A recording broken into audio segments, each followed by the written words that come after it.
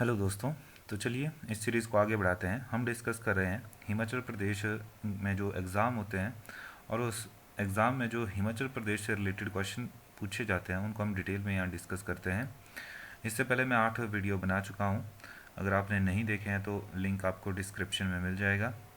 और आपको पता है कि जो आपके अपकमिंग एग्ज़ाम है उसमें से बहुत बहुत ज़्यादा चांसेस रहते हैं कि 40 to 50% तक जो है आपके क्वेश्चन रिपीट हो जाते हैं। तो चलिए स्टार्ट करते हैं। ब्रिटिश राज के दौरान शिमला में द हिमालयन एडवर्टाइज़र और द शिमला एडवर्टाइज़र नाम के दो स्थानीय थे। तो ऑप्शन बी राइट आंसर है समाचार पत्र, यानी न्यूज़पेपर थे the Shimla advertiser and the Himalayan advertiser British काल में। चलिए अगला क्वेश्चन देख लेते हैं। इसमें हमसे पूछा गया है कि शिमला में वॉइस रीगल लॉज बनाने का विचार किस अंग्रेज के मन में आया था। तो जो वॉइस रीगल लॉज है उसको हम आजकल राष्ट्रपति भवन से भी जानते हैं। तो लॉर्ड लिटन जो थे उनके मन में सबसे पहले ये विचार आया था वॉइस रीगल लॉज को बनाने का। तो राइट आंसर है ऑप्शन ए लॉर्ड लिटन। ये जो इसका काम जो था स्टार्ट हुआ था 1880 में और 1888 में ये वॉइस रीगल लॉज बनकर तैयार हो गया। और लॉर्ड डफरिन जो थे इसमें मतलब ठहरने वाले पहले अंग्रेज थे। इसके अलावा जो इसका डिज़ाइन है वो हेनरी इरविन द्वारा तैयार किया गया था और ये बना है आपका जैकोबटन जो आर्किटेक्चर स्टाइल है उसमें ये तैयार किया गया है।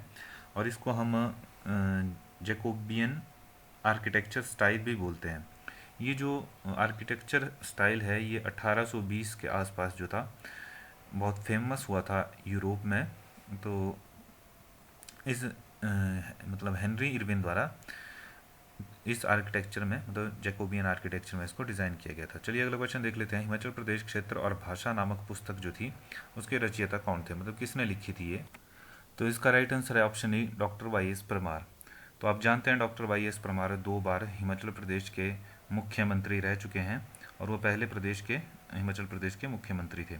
इसके अलावा डॉक्टर वाई एस परमार ने जो अन्य बुक्स लिखी हैं उसमें है पोलेंट्री इन द हिमालयाज। इसके अलावा है years of challenges and growth. इसके अलावा Himachal it's proper shape and status और Himachal Pradesh case for statehood. और ये तो मैंने बता ही दिया, Himachal Pradesh area and language. ये सारी बुक्स जो थी डॉक्टर वाई एस परमार द्वारा लिखी गई थी।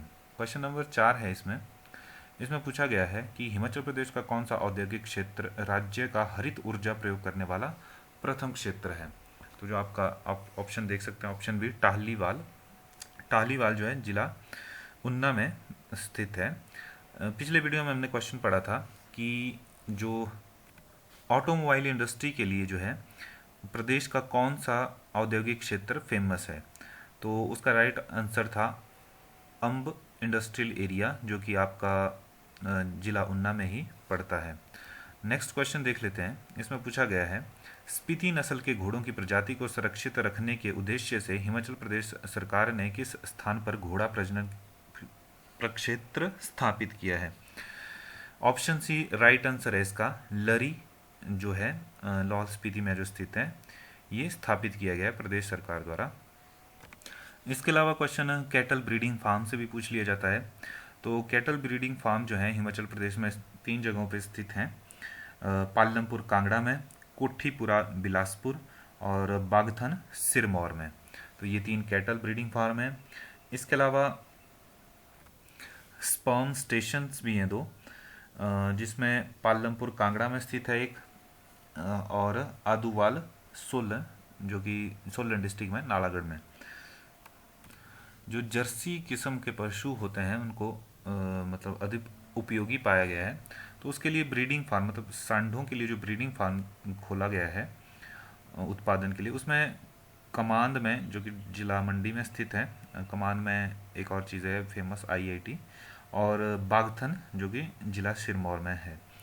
भेड़ प्रजनन केंद्र तो आपने पढ़े ही होंगे, जानते होंगे, ज्यूरी शिमला में, नगवाई मंडी में, ताल हमीरपुर में है, कड़छम किन्नौर और सरोल जिला चंबा।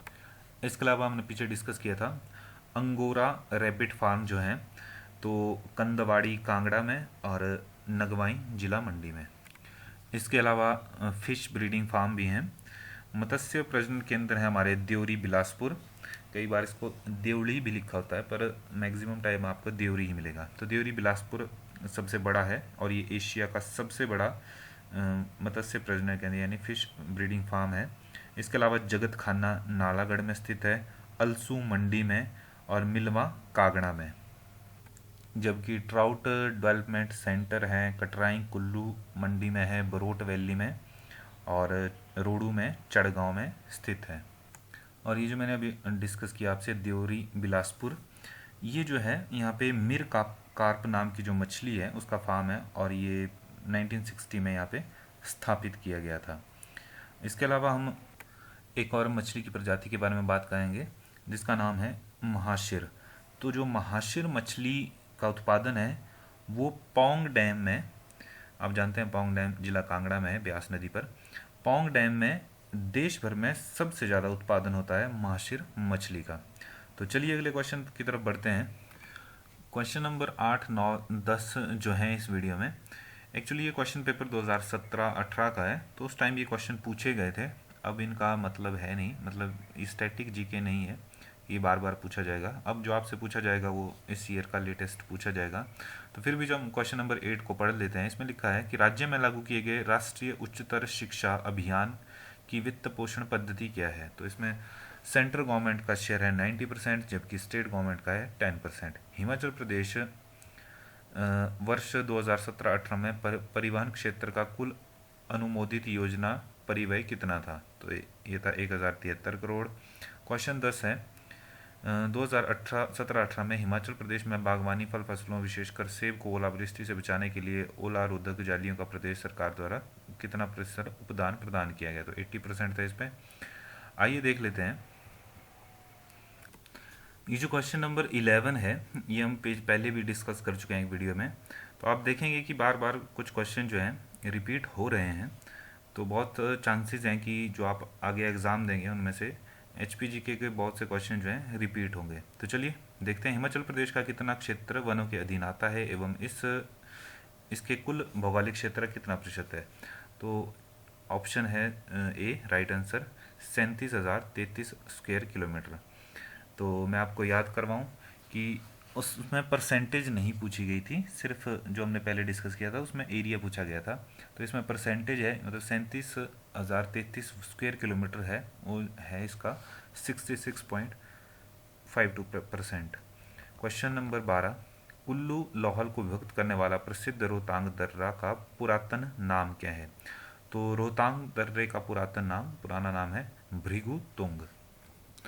इससे पहले हमने एक वीडियो में पढ़ा था कि जो रोहतांग पास है उसको विलियम मूर क्राफ्ट ने किस अन्य नाम से पुकारा था, मतलब किस नाम से उल्लेख किया था जब वे लद्दाख को जा रहे थे। तो 1820 में जब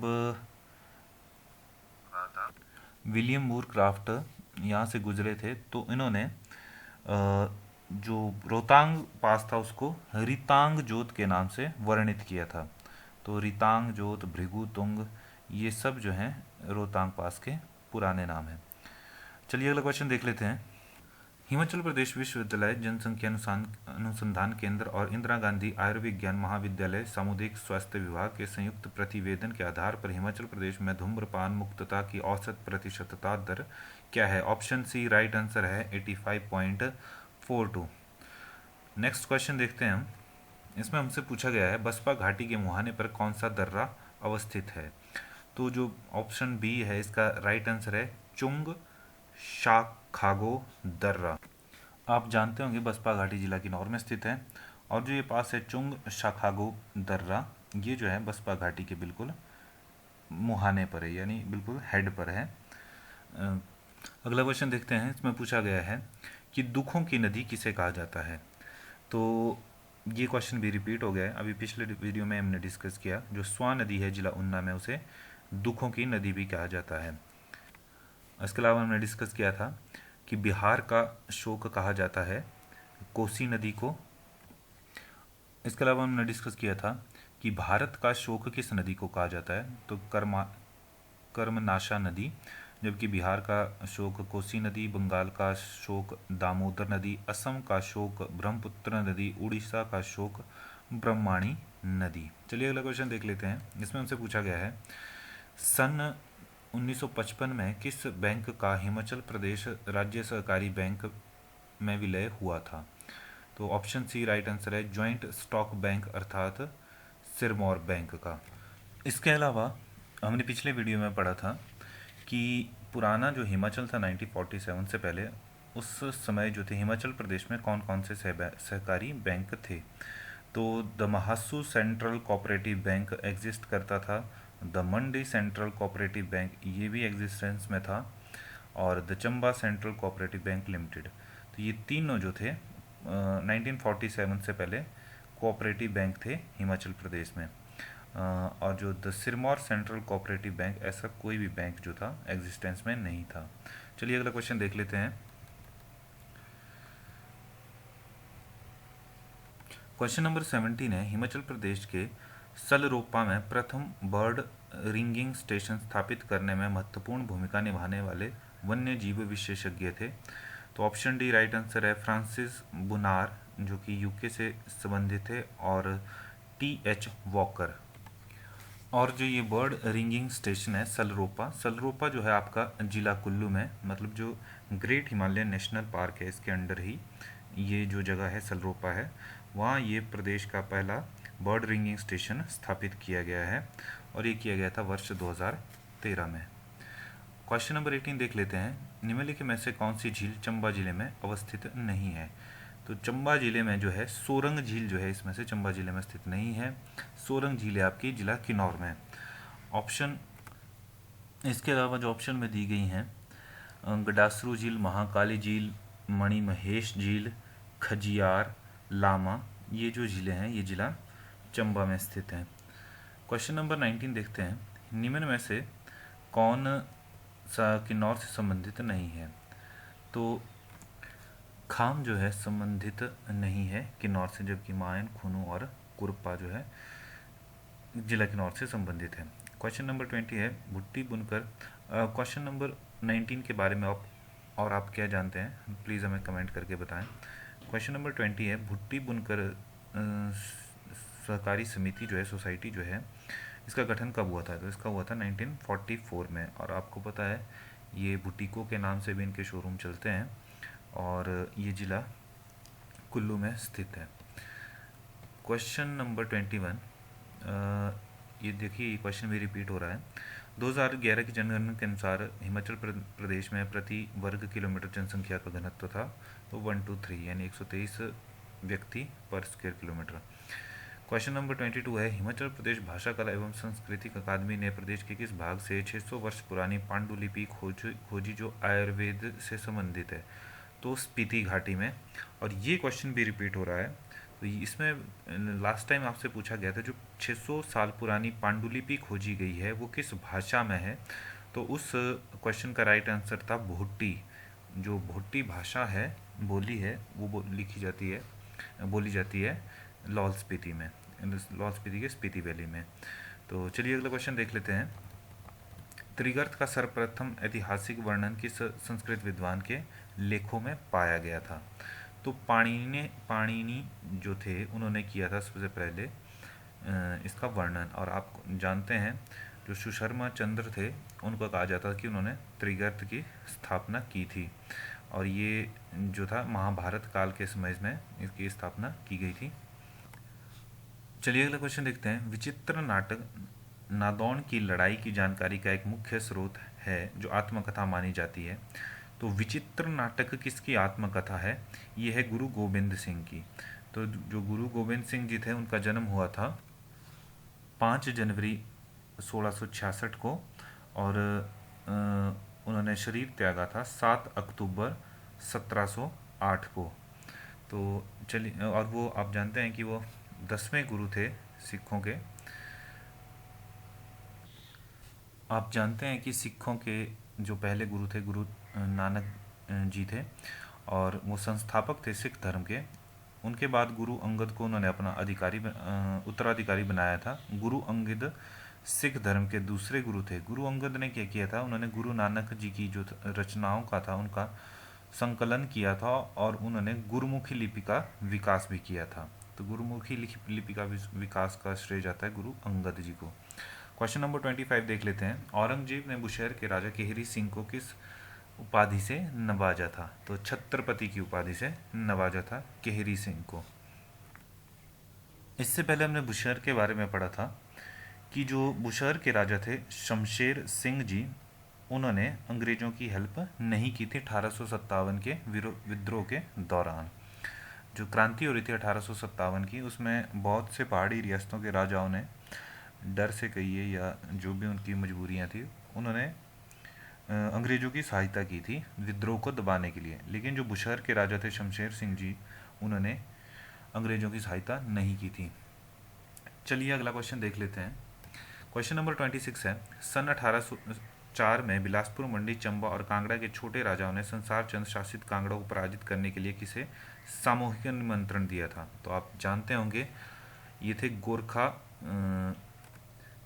कमांडर अमर सिंह थापा। तो जो ये अमर सिंह थापा थे, इनको बुलाया था संसार चंद को हराने के लिए बिलासपुर के राजा महान चंद ने। तो चलिए अगले क्वेश्चन की तरफ बढ़ते हैं। अगला क्वेश्चन पूछा गया है पतंजलि क्या था? तो ये थे पाणिनि के संस्कृत व्याकरण पर टिप्पणी के लेखक। तो पतंजलि थे पाणिनि के संस्कृत व्याकरण पर टिप्पणी के लेखक। ऑप्शन डी देख सकते हैं आप। द सुर सागर इज, तो सूर सागर था है क्या है, एक वज्र भाषा में सूरदास द्वारा रचे गए कीर्तनों पदों का एक संग्रह। तो आप देख सकते हैं अगला जो क्वेश्चन पूछा गया है हमसे, उसमें है IRDP स्टैंड फॉर। तो IRDP की फुल फॉर्म पूछी गई है। तो आप देख सकते हैं integrated rural development programme. Option A right answer है। नेक्स्ट क्वेश्चन जो है वो है अक्टूबर 24 इज ऑब्जर्व्ड एज, मतलब अक्टूबर 24 जो है मनाया जाता है संयुक्त राष्ट्र दिवस के रूप में। ऑप्शन ए राइट आंसर है, जिसको हम UN डे भी बोलते हैं, United Nation day. The first Indian economist who won the Nobel prize was, तो ये जो अमर्त्य सेन थे, अमर्त्य सेन को जो था नोबेल प्राइज मिला था 1998 में। तो ये पहले भारतीय थे जिनको अर्थशास्त्र में नोबेल प्राइज मिला था। अगला क्वेश्चन देख लेते हैं। राइडर कप किस खेल से संबंधित है? तो राइडर कप जो है संबंधित है गोल्फ से। इसके अलावा गोल्फ से संबंधित है आपका वॉकर कप भी बोलते हैं उसको। थॉमस कप है बैडमिंटन से संबंधित। उबर कप भी बैडमिंटन से है। इसके अलावा आपने और भी नाम सुने होंगे जैसे डेविस कप, ये भी टेनिस से संबंधित है। सुल्तान अजलान शाह कप, जो सुल्तान अजलन शाह कप है ये हॉकी से रिलेटेड है। और जो इंडिया में कप हैं जैसे सुब्रतो कप, सुब्रतो जो है फुटबॉल से, दुरंत फुटबॉल से, संतोष ट्रॉफी फुटबॉल से और रोवर्स कप ये भी फुटबॉल से संबंधित है। रणजी ट्रॉफी, दिलीप ट्रॉफी, ईरानी ट्रॉफी और देवधर ट्रॉफी ये जो है क्रिकेट से संबंधित है। इसके अलावा एक और नाम है विजय हजारे ट्रॉफी, आपने सुना होगा, वो भी क्रिकेट से संबंधित है। अगला क्वेश्चन देख लेते हैं। इसमें पूछा गया हमसे कि बटरफ्लाई स्ट्रोक पद किस खेल से संबंधित है? मतलब जो बटरफ्लाई स्ट्रोक है वो किस खेल से संबंधित है? तो स्विमिंग से। ऑप्शन सी राइट आंसर है यहाँ पे। क्वेश्चन नंबर 8 देख लेते हैं। Who among the following person is called desert fox? निम्नलिखित में कौन से व्यक्ति को डेजर्ट फॉक्स कहा जाता था? तो ऑप्शन सी राइट आंसर है इसका, इरविन रोमेल। रोमेल जो थे एक सैन्य कमांडर थे और ये जर्मनी के रहने वाले थे। नेक्स्ट क्वेश्चन देख लेते हैं हम। Who was the founder of psychoanalysis? तो जो साइको एनालिसिस के फाउंडर हैं वो है option C Sigmund Freud. Sigmund Freud जो है, और ये ऑस्ट्रिया से संबंधित थे। Question number 10। फतेहपुर सीकरी का इबादत खाना था। तो फतेहपुर सीकरी का जो इबादत खाना था वह कक्ष जिसमें अकबर विभिन्न धर्मों के विद्वानों के साथ चर्चा करते हैं थे, सॉरी, इसे अकबर द्वारा ही बनाया गया था और इसे अन्य भाषा अन्य उसमें आराधना घर भी कहते थे। क्वेश्चन नंबर 11 है जो कि इस वीडियो का लास्ट क्वेश्चन है। तो आप देख सकते हैं निम्नलिखित में से कौन सी पंचवर्षीय योजना के अंतर्गत गरीबी हटाओ का नारा दिया गया। तो जो गरीबी हटाओ का नारा दिया गया तो पांचवी पंचवर्षीय योजना जो 1974 से 78 तक चली थी। आप जानते होंगे आज तक मतलब भारत में टोटल 15 जो थे 5 ईयर प्लान आए थे, जो माफ़ किए 12 जो थे 5 ईयर प्लान आए थे। जो 12वां पंचवर्षीय योजना थी वो 2012 से लेकर 2017 तक चली थी। तो ये जो पंचवर्षीय योजना थी ये प्लानिंग कमीशन द्वारा जो थी मतलब चलाई जाती थी। तो आपको पता है कि प्लानिंग कमीशन का नाम बाद में एनडीए गवर्नमेंट ने चेंज कर दिया और इसका नाम नीति आयोग रख दिया। नीति आयोग आपका 1 जनवरी 2015 को बना था। तो 17 तक तो पंचवर्षीय योजना थी, पर उसके बाद जब ये ख़त्म हुई तो नीति आयोग ने ऐसी कोई भी आगे पंचवर्षीय योजना नहीं चलाई। तो चलिए आज के वीडियो में इतना ही। वीडियो को लाइक शेयर करते रहिए और कोई सजेशन हो तो प्लीज़ कमेंट करिए। Thank you.